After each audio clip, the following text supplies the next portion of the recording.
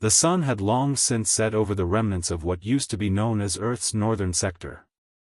Dust blew across cracked roads, where abandoned cars sat like gravestones of the old world. But deep within the final dead zone, a lone signal pulsed out across forgotten frequencies, faint but deliberate. It started with static. Then came the voice. "If you can hear this, you're not alone. We're surviving. We're resisting. This is Haven 9.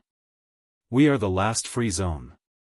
For Maya, huddled in the basement of an old schoolhouse in the outskirts of Grid Town, that message wasn't just a broadcast, it was a lifeline. She'd been surviving on scraps and silence, her only companion a cracked journal that held more regrets than memories. But now, someone out there was resisting. And suddenly, her own survival felt like it could mean something again. Maya wasn't a fighter. Not like the others she'd lost.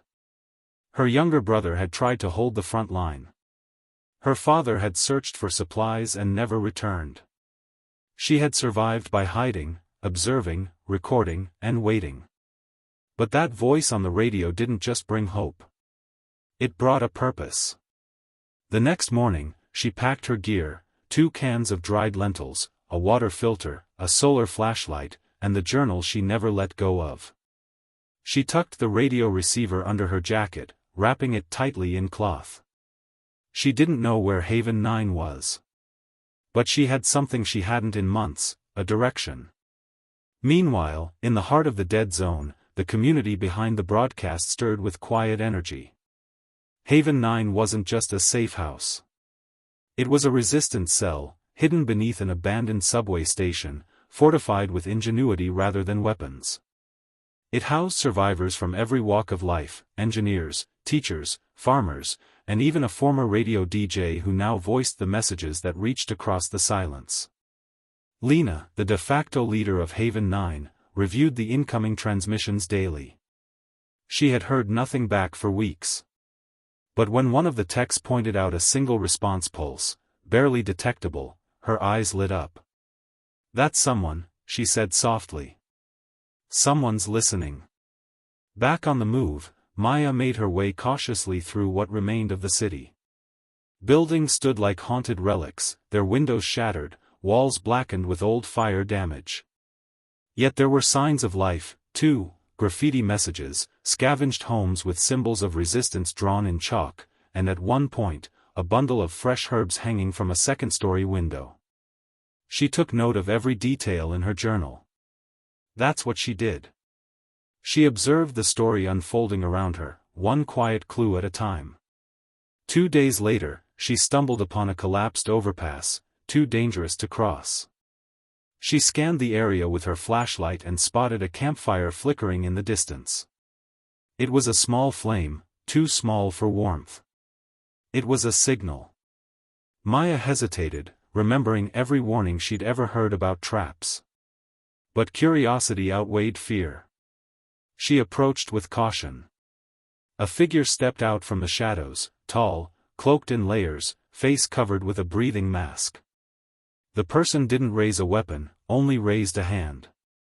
"You heard the broadcast too," the figure said. It wasn't a question. Maya nodded, clinging to her bag. "I'm Cal," the stranger continued. "I've been following the signal for days." "You?" "Maya," she replied, eyes still scanning the area. "I've been alone for weeks." They didn't trust each other, not yet, but they understood what it meant to hear that broadcast. It meant neither of them had to be alone anymore. They set off together the next morning, tracing the signal based on strength and timing. Cal had experience. He carried a map patched together from different survivor notes and old military prints. Maya offered details from her journal, landmarks, safe paths, and even underground tunnels no one else seemed to remember. As they traveled deeper into the dead zone, the signal grew stronger, but so did the silence around them. Entire blocks felt abandoned not just by people, but by time itself. There were no animals, no birds, no sounds except the wind and the faint ticking of Geiger counters. But inside that quiet, there was something else. Something watching. Cal noticed it first, a shadow that didn't match any building. He whispered to Maya to stay low and moved quickly through the alleyway. Whatever it was, it didn't follow. But they both felt it.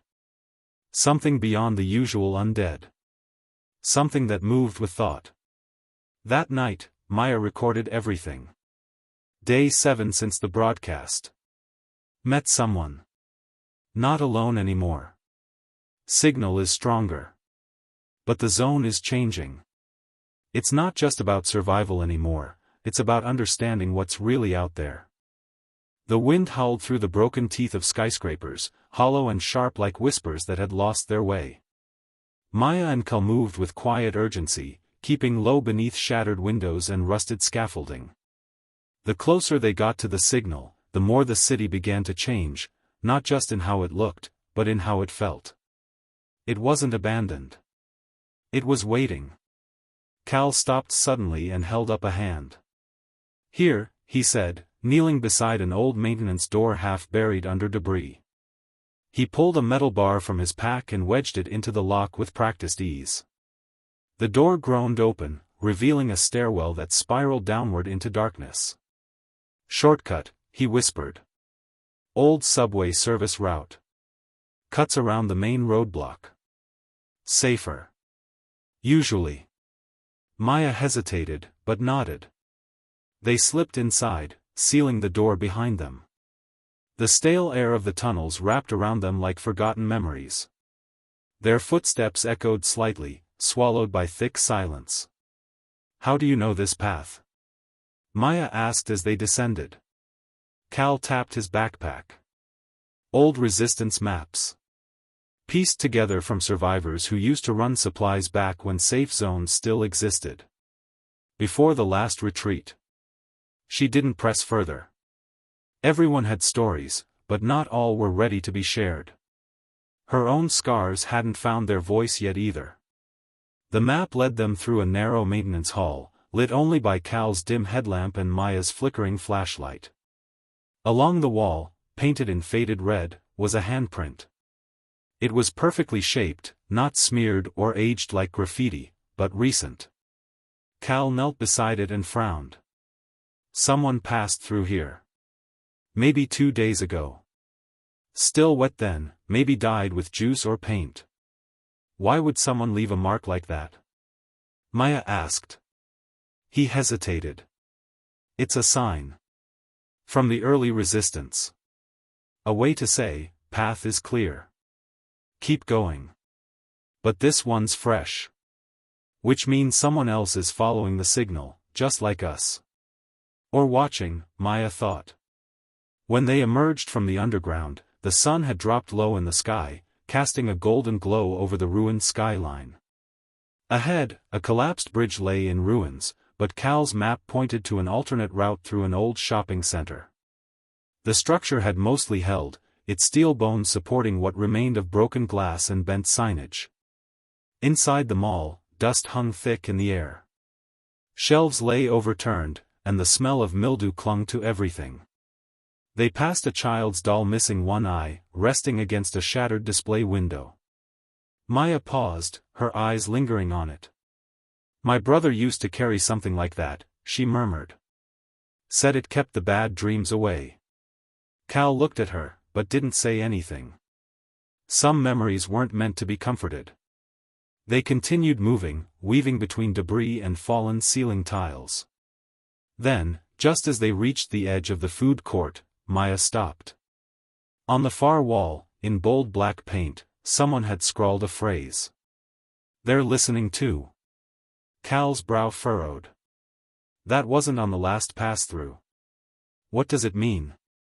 Maya whispered. I don't know. But it's not a warning we wrote. This is different. Suddenly, their radios crackled, not the signal from Haven 9, but something distorted and low. A voice, almost mechanical, whispered a sequence of numbers. Then silence. Maya stared at her receiver. That wasn't from Haven 9, was it?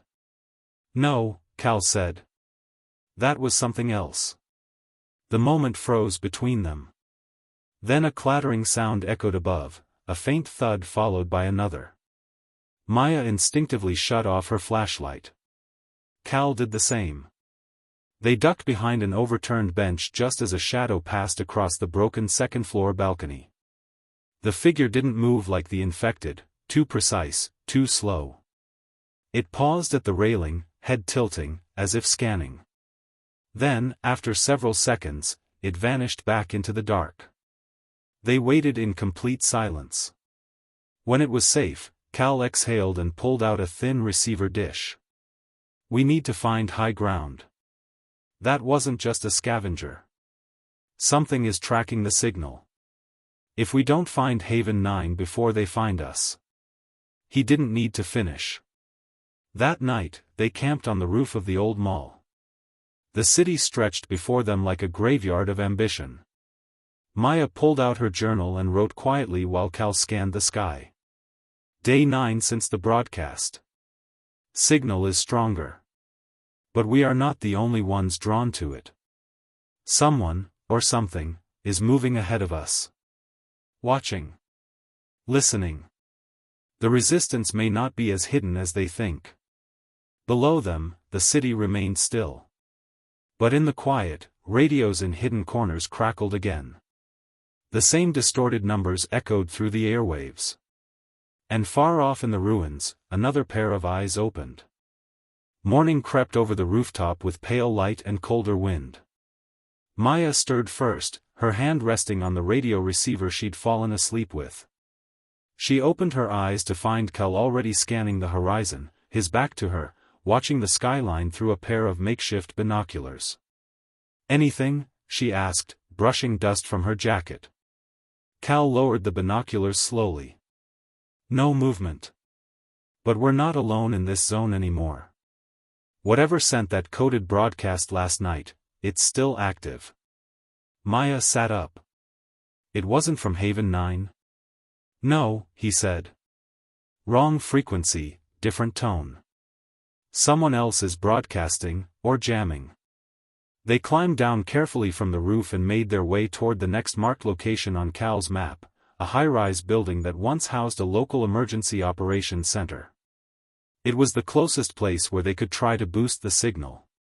The closer they got to Haven 9's signal source, the more interference crackled through their equipment. Something, or someone, was interfering. 2 blocks from the high-rise, they came across an old checkpoint. Steel barricades stood crooked, their paint flaking, the sandbags long since rotted away. Behind them, a portable solar unit still hummed faintly, powering a small antenna on a rusted van. Maya inspected it. "This thing's still running." Cal knelt beside it. "Low-grade repeater. Could be amplifying the interference. Not military issue, definitely homemade. Resistance, she guessed. Possibly, or someone who wanted to copy them." Before they could investigate further, a faint beep emitted from the device. A red light blinked once, then stopped. Both of them froze. "Trip beacon," Cal muttered. "Old tech. Someone knows we touched it." They didn't run. Running made noise. Instead, they backed away slowly, slipping into the nearest alley between 2 overgrown apartment blocks. Maya's heart pounded. Every echo made her grip her radio tighter. After several blocks of silence, they stopped under an overhang and rested. The tension in the air hadn't broken. Cal finally spoke. "We've got 2 options. Follow the map's path through the industrial rail yard, it's faster, but exposed. Or loop east through the drainage tunnels. Slower, but will avoid surveillance." Maya frowned. "Do you think whoever jammed the signal is watching the main route?" He didn't answer right away. Instead, he studied her face. "I think whoever they are, they're waiting. And we're not the only ones chasing that broadcast anymore. Your call." Maya thought of the message again, "They're listening too." She didn't like the idea of being seen, or being tracked. Not after what they'd heard. Tunnels, she decided. Let's stay out of sight. The drainage tunnel entrance was hidden beneath a rusted utility grate behind an old cafe. It took all of Cal's strength to pry the cover loose, and even then, the air that rushed out smelled like rot and rust. Still, it was safer than being out in the open. Inside, the tunnels were dark but passable. Water trickled somewhere deep in the system, and Maya's footsteps echoed despite her effort to stay quiet. They moved quickly, passing old markers, chalk arrows, faded string, bits of cloth tied to pipe brackets. Signs that others had come through long ago. About an hour in, they reached a sealed hatch door. A faded symbol was spray-painted on it, a circle with 3 lines through the center. "What's that?" Maya asked. Cal stared at it with a strange look. "It's not resistance. It's something else. I've seen this before. Groups that broke off early on. They weren't about rebuilding. They were about control. Do you think they're the ones interfering?" "It would make sense," Cal said. "They were obsessed with controlling communication. If Haven 9's signal threatens them, they'd try to intercept it." They didn't open the hatch. Instead, they turned back and found an alternate shaft that led up toward the high-rise perimeter. As they climbed, a low rumble grew louder. Not thunder. Not machinery. Voices. They reached the surface and peeked from behind a crumbled wall. Across the street, a group of 5 people were gathered around a portable comms unit. All wore the same patched vests, marked with the symbol Maya had seen on the hatch. They were scanning the airwaves, tuning dials, logging frequencies. Then, one of them looked up, directly in their direction. "Back," Cal whispered urgently. "They're tracking signal sources. We stay here, we get caught." They retreated quickly, ducking behind burned-out cars and slipping back into the tunnel entrance. Once safely below, Maya pulled out her journal and wrote with trembling hands. Day 10. The broadcast gave hope, but we're not alone in chasing it. Others are watching, listening, and they don't want it heard. Resistance isn't just about survival anymore, it's about who controls the truth. Above them, the watchers began to move. And miles away, in the safety of Haven 9, a new voice was preparing to speak. Deep underground, beneath what used to be the city's old commuter rail system, Haven 9 hummed with quiet urgency. Hidden by layers of concrete and a makeshift camouflage of scrap metal, this last bastion of organized resistance was more than just a hideout, it was the heartbeat of hope for those who still believed the world wasn't completely lost. Lena stood in front of the main operations table, eyes fixed on a flickering console screen. The signal had spiked again. But this time, there was interference from 2 directions. She tapped the edge of the table nervously. "They're getting closer. We've got listeners we didn't invite." Beside her, Mara, the communications specialist and former radio DJ, tuned the frequency dial back and forth. "It's not just us on the air anymore," she said. "Whoever's out there is broadcasting on a near match. It's deliberate. They're trying to mimic us." Lena frowned. "And lure survivors away from the real safe zones." "That's the idea," Mara said. "Confuse the signal. Divide the listeners. Make them vulnerable." From across the room, a soft chime sounded. The surveillance tech had picked up another location ping. Someone had attempted to reply to the original broadcast, but their message was scrambled. "Another survivor?" Lena asked. The tech nodded. "Could be." It bounced from multiple nodes, but the signal originated from somewhere near the Midtown drainage sector. Lena's brow tightened. "Send back a secure phrase, one only a resistance member would know. If they answer correctly, we give them the rendezvous coordinates." Mara hesitated. "And if they don't?" Lena sighed. "Then we assume they're compromised. Or worse, one of them." Meanwhile, several miles across the fractured city, Maya and Cal resurfaced from the tunnels under the ruins of Midtown. They emerged cautiously into a long-forgotten courtyard, overgrown with ivy and silence. Cal tapped the side of his receiver. "We're close. We just passed the interference source. Signal should be clear again." The device crackled softly, then a female voice returned, not the scrambled one, but the one Maya remembered from the first night. "If you receive this, you're not alone. This is Haven 9. Respond with the phrase, 'Hope survives where truth is shared.'" Maya's eyes widened. "It's real. They're real." Cal spoke into his mic carefully.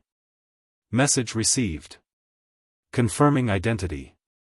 Truth is the seed. Hope is the harvest."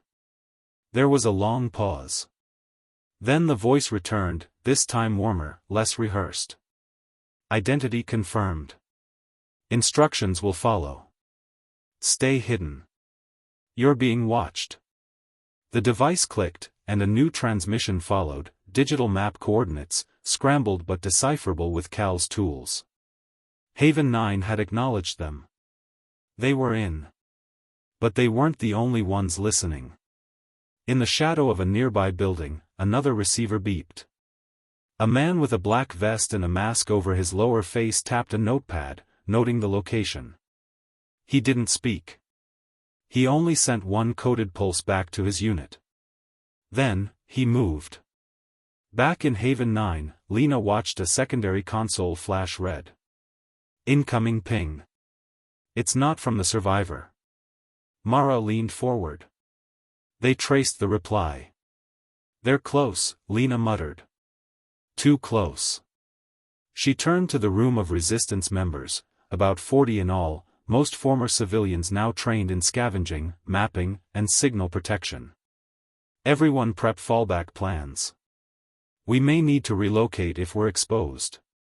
I want 2 scouts sent to meet the incoming survivors. Quietly. We get them in before the others find them." As preparations began, Mara stepped aside and adjusted the audio transmission software. She switched from auto-broadcast to manual and cleared her throat. "This is Haven 9, she said softly, her voice steady but resolute. "To those still searching, still listening, do not trust every voice you hear. We will never ask for location over open airwaves. We will never demand resources for entry. The resistance lives not in the walls we build, but in the people who choose to fight for each other. And we are still here." Her words echoed through the dead zone. Maya and Cal, now on the move again, paused to listen. Maya clutched the radio tightly, heart pounding. For the first time in what felt like forever, she didn't feel like a drifter. She felt like a piece of something bigger. But not far behind them, the masked listener crouched over his receiver, recording the transmission, every word. He didn't speak. He didn't need to.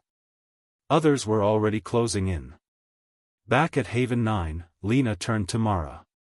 "We just declared we're still standing. That means they'll come harder now." "They always do," Mara said. "But so do the good ones." That night, Maya opened her journal and wrote by moonlight. Day 11.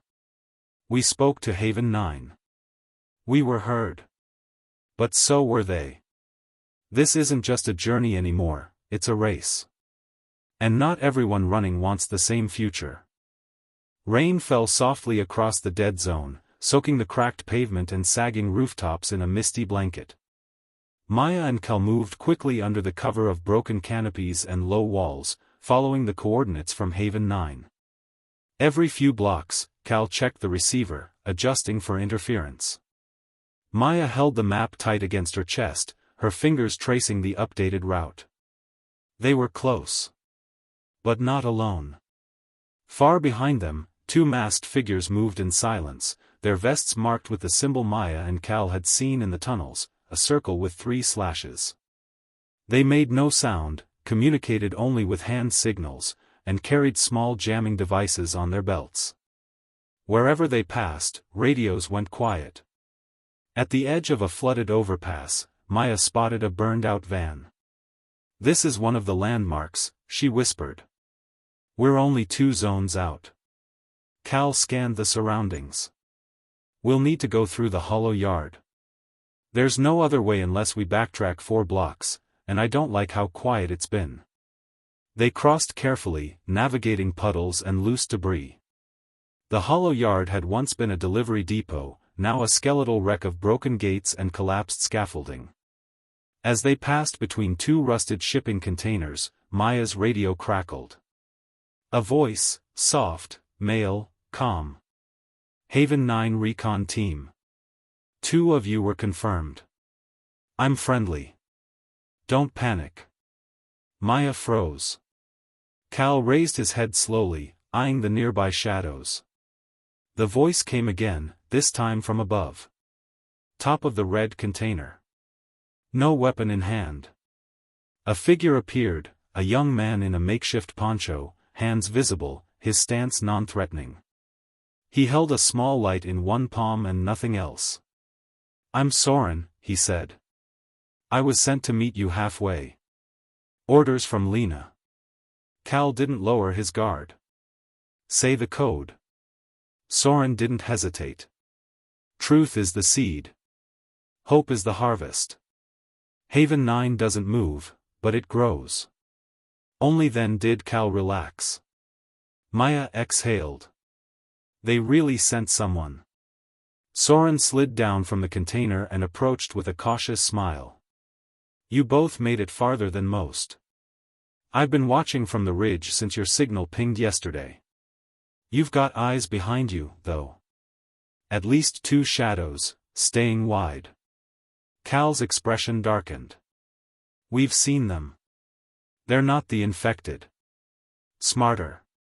Coordinated. They're not with Haven, Soren confirmed. Rogue cell. Calls themselves the Mirror. Been jamming signals and hunting survivors they think will lead them to us. Maya looked back the way they came, heart tightening. Why? Because resistance reminds people they're not powerless, Soren said.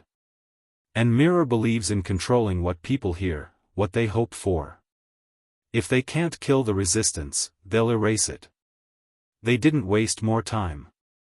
Soren led them through the far end of the yard, across a collapsed rail track, and into a drainage tunnel sealed with an access panel. He tapped a pattern onto a coated pad and the door groaned open. Short tunnel, he said.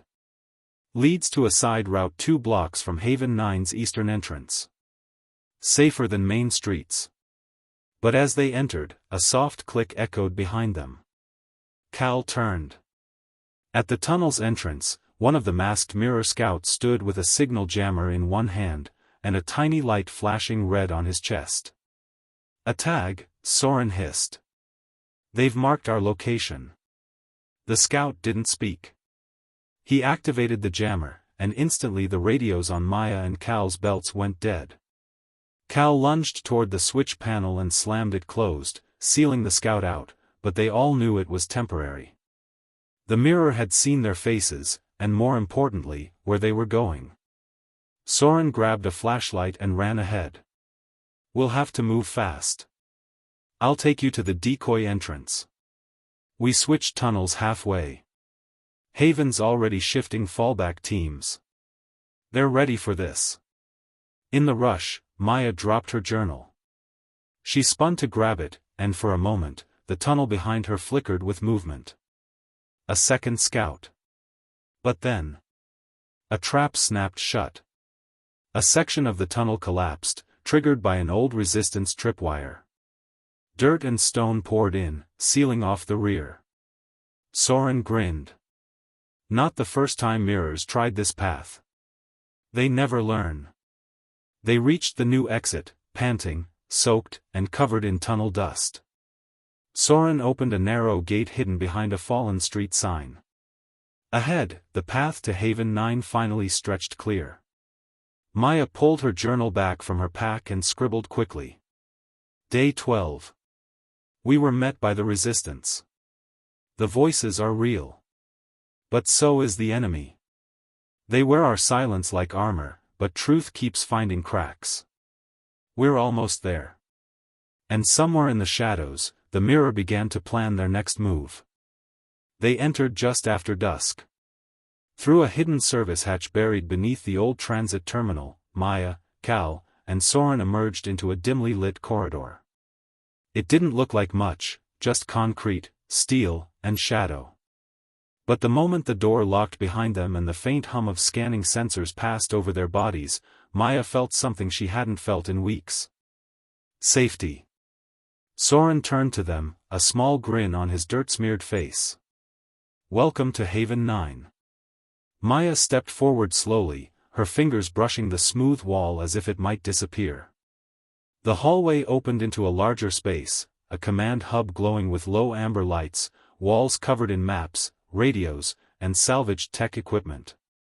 At the center stood Lena, flanked by two others, one with a medical satchel, the other adjusting a massive antenna unit. Lena's eyes immediately locked onto Cal. You're the map runner. We've heard your name before. I didn't realize I had one, Cal said, cautious. You do now, Lena replied. Your maps helped 2 other survivor groups find us months ago. Then she turned to Maya, her expression softening. You're the one who's been journaling. Your signal logs came through clean. That's more than most. Maya blinked, surprised. You saw my notes? Not yet, Lena smiled, but we monitor all frequency attempts. Your pattern was methodical. You weren't just surviving. You were listening. Soren stepped aside and let the others take over. Cal was led to the map room where his old papers were compared to the Resistance's growing archives. Maya was brought to the common area, warm with soft lights, scattered beds, and quiet conversations. No one raised their voice. No one asked where she came from. But every person looked at her like she mattered. She sat quietly on one of the benches, journal open across her lap. A young girl passed her a tin cup of warm soup. Another survivor offered a blanket. There was no ceremony. Just care. Later that evening, she met with Lena again in the observation alcove, an old subway platform repurposed as a watch station. We don't usually let new people in this fast, Lena admitted, hands folded.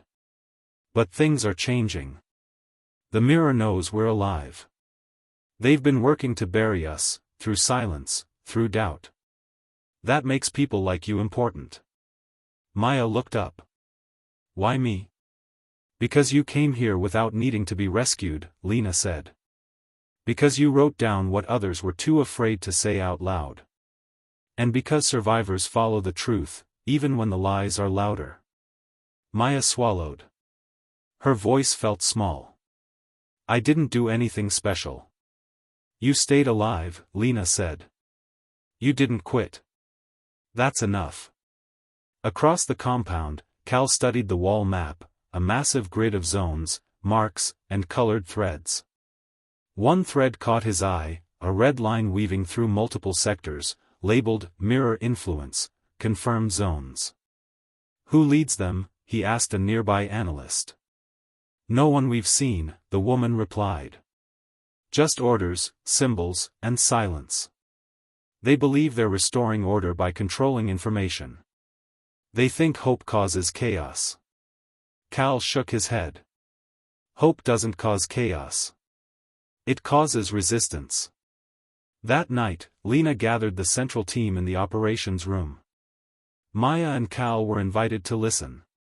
We've confirmed it, she said. Mirror agents tracked the last recovery route. They know we're positioned somewhere in the lower blocks, but they haven't narrowed it down. Yet. Our comms aren't safe anymore, not fully. So we shift to the next phase. A hush fell across the room. We go mobile, Lena said. Not just hide. We move. And we broadcast from the field. One of the scouts raised a brow. You want us to take the signal into the streets? We do it in shifts, Lena nodded. Mobile towers, disguised comms teams. We make it impossible for them to shut us down.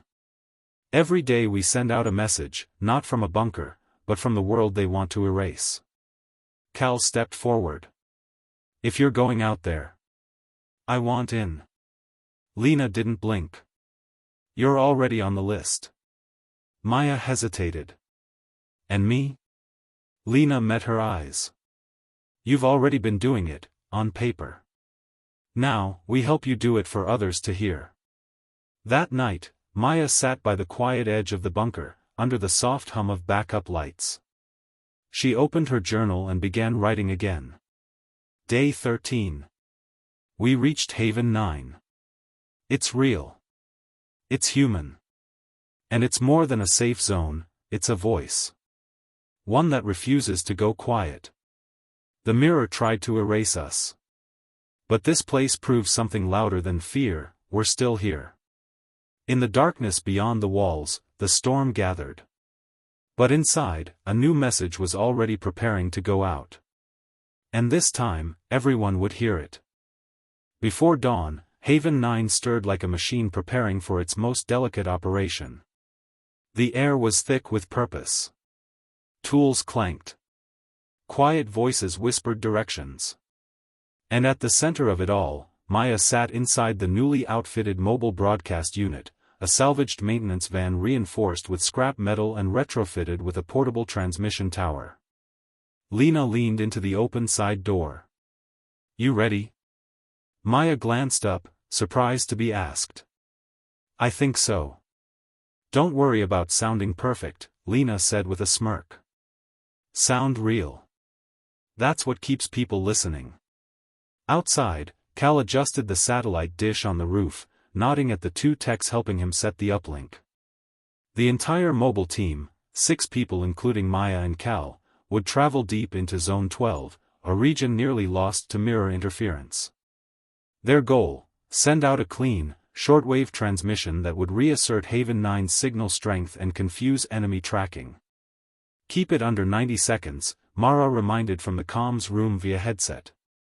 Short, tight, untraceable. As they pulled away from the hidden entry gate, the lights of Haven 9 faded behind them. Maya glanced at her journal resting on her lap. It had become more than notes. It was now her source of truth.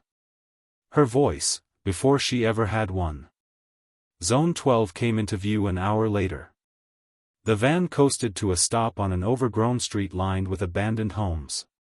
Weeds crawled over porches, broken toys lay untouched on lawns, and a swing creaked softly in the breeze. It was silent, but not dead. Something always listened in places like this. Cal surveyed the area. Signals clean. No jamming. Let's do this fast. Maya stepped into the small broadcast cabin, slipped on the headset, and took a deep breath. A soft beep told her the system was live. The red recording light blinked. She began. This is Maya, speaking from Haven 9. Her voice trembled but did not break. If you're out there, listening to this, you're not forgotten. You haven't disappeared. I know the quiet can feel like a cage, like the world gave up. But it didn't. We didn't. We're still here, and we are still building. She paused only briefly, letting the silence hold weight. We've seen the ones trying to steal the signal. The ones who want you to stop believing. Don't let them have your silence. If you can hear this, keep moving. Keep writing. Keep reaching. And when you're ready, find us. She clicked off the broadcast. Signal sent, Cal confirmed. 90 seconds clean. The team began packing up immediately. Maya stepped outside, her heart pounding with a strange mix of nerves and relief. Do you think anyone heard it? They did, Cal said. Even if they don't know it yet. But just as the van doors slammed shut, their radio flared again, not with static, but with a broken voice. Faint. Distorted. Male. Repeating. Haven 9. I heard you. They're not far. Please, help. Cal froze. It's bouncing from less than a mile. Zone 12 center. Could be bait, one of the techs warned. Could be real, Maya countered. They all looked to her. She didn't hesitate. We find them. The van rolled slowly through cracked roads until they reached an old church covered in ivy. The door was ajar. A weak red light blinked inside. The team approached cautiously. Cal raised a motion scanner, no movement. Maya stepped in first. At the altar lay an old radio and a torn notebook. The last page was still wet with ink. Heard her voice. Headed north. If this is the end, it's a better one than the silence. No sign of the sender. Just echoes and hope. They were here, Maya whispered. They left believing something again. Suddenly, the tech scanner beeped. Multiple signals closing fast. Mirror, Cal said. They tracked the reply signal. The team raced back to the van. Maya clutched the notebook tight as engines roared in the distance. 2 minutes and they'll be on us, the driver shouted. Maya looked out the window as the street blurred past. Her voice had been heard. And now, so had theirs. Back at Haven 9, Lena monitored the signal boards. They're escalating, she said quietly. They're going to start forcing people to choose, silence or submission. Mara glanced at her. But we spoke first. Later that night, Maya sat by one of the tunnels, reading the notebook they'd recovered. Her journal rested beside it, pages filled with stories, observations, and names. She wrote. Day 14. We broadcasted. They responded. Not everyone will reach us, but some will. And even if they don't, they'll know they're not alone. The mirror thinks silence wins. But sound travels. End of Part 7. Would you like me to complete Part 8, the finale, now? Part 8, the message that couldn't be erased. Rain fell steadily, soaking the outer defenses of Haven 9 as sirens whispered low across the tunnels. Not the kind that signaled panic. This alarm was silent to the outside world, an internal warning: prepare to move, prepare for exposure. The mirror was closing in. Inside, Lena studied the readings. They've tracked 3 of our mobile relay points. It won't take long before they triangulate the main hub. Mara turned from the radio array. We still have time to get one last broadcast out. But if we don't move after that, they'll bury the whole network. Maya stood near the back wall, listening, notebook in hand, her eyes focused. We send the message, she said quietly. The final one. Not from the shadows. From the front. Lena looked at her. Go on. You've always said this place is more than walls. That Haven 9 is a voice. If we only survive in hiding, we become exactly what they want us to be, silent. What if, just once, we say something too loud to erase? Cal nodded slowly. One transmission, no codes. No masks. Just truth. There was a pause. Then Lena smiled faintly. Prep the rooftop transmitter. We send it out before sunrise. Everyone deserves to hear it before the signal goes dark. An hour later, Maya stood under gray skies on the roof of an old government building near the city's core. The mobile team had already wired up the satellite uplink. The transmitter dish pointed toward the clearest open range. There would be no hiding this location. She adjusted her jacket, the wind tugging at the pages of her journal. A single mic waited on a collapsible desk. Behind her, Cal watched the perimeter with a handheld radar. Down below, the mirror scouts were already spreading out. Maya took a breath and pressed the record button. The red light blinked on. The timer began. This is Maya. Survivor of Grid Town. Witness to the quiet. Voice of Haven 9. Her voice was steady now. Clear. You may not know me. Maybe you're sitting in a collapsed house, or hiding in an attic, or curled up in a drainage pipe trying not to be seen. I've been there too. But if you're hearing this, you are not alone. She flipped a page in her notebook and continued. We've seen them. The ones who want you to forget your name. Who want silence to become the only language that remains. They erase signs, jam signals, and whisper lies in familiar voices. But they've missed one thing. She looked directly at the blinking recorder. They can't erase truth once someone hears it. Below, Cal's radar lit up. They're here, he warned. We've got less than 2 minutes. Maya kept going. Wherever you are, write your story. Speak it if you can. Pass it on to the next person who thinks the world has forgotten them. You don't need to find Haven 9. You are the next Haven. Each of us is. The red light on the transmitter turned green. Signal active. And just as Maya finished the last words, Cal pulled her back from the rooftop edge. Time's up. They grabbed the drive, shut down the rig, and raced down the stairwell as the first blast echoed against the rooftop. The mirror had arrived, but it was too late. The signal had already gone out, strong, uninterrupted, and uncoded. 3 days later, across the ruins of what once was a continent, something remarkable happened. In the mountain zones, a group of nomads huddled around a radio and replayed the broadcast. In the southern farmlands, a family hiding in a barn heard Maya's voice and began marking their own safe routes on hand-drawn maps. On the coast, a man who had given up built a new antenna and copied down the message word for word, reading it aloud for his children. The mirror destroyed the rooftop, searched the tunnels, found the empty shell of Haven 9. But what they didn't find, what they could never erase, was the signal already carried to hundreds. A voice, once whispered, now echoed. Weeks later, Cal and Maya sat by a campfire in a quiet forest. They were no longer hiding. They were moving again. Each town they passed, they left a message. Not a command. A reminder.